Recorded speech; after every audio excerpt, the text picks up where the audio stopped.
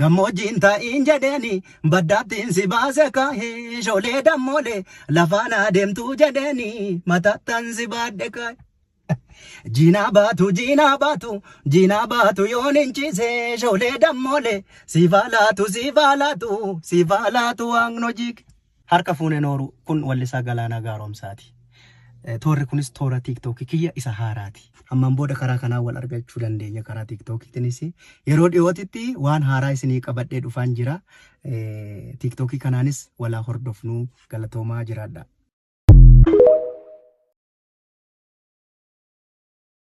Horaa bulaa deebanaa jiraadha. Isinin jaaladha. Ijji nagaa walloo argu. Roobee lagashiyoo arbi keessa bahee sumaam na jibbanii way bineensa ta'e. Utubaa sibiilaa jala naabatanii sumaaf akka diinaa natti dhaadatanii. Horaa bulaa deebanaa jiraadha. Isinin jaaladha. Ijji nagaa walloo argu. Roobee lagashiyoo arbi keessa bahee sumaam na jibbanii way bineensa ta'e. Utubaa sibiilaa jala naabatanii sumaaf akka diinaa natti dhaadatanii.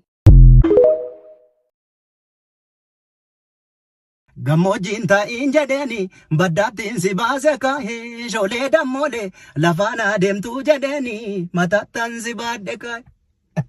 Jiinaa baatu yoon hin ciisee sholee dammoole siifaa laatu waaqno jiike. Harka fuune nooru kun wallisaa Galaanaa Gaaromsaati.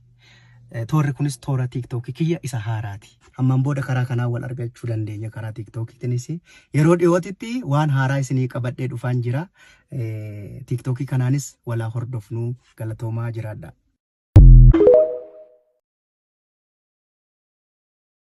Horaa bulaa deebanaa jiraadha. Isinin jaaladha. Ijji nagaa walloo argu.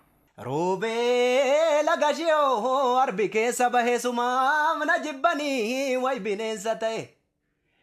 Utubaa sibiilaa jala naabatanii sumaaf akka diinaa natti dhaadatanii.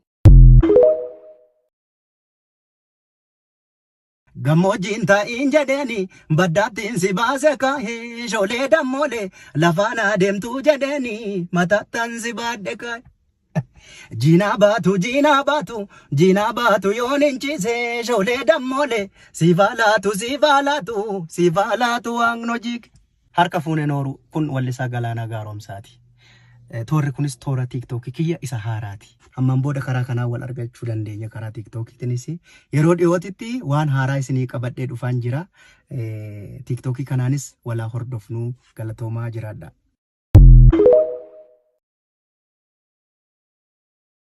Horaa bulaa deebanaa jiraadha.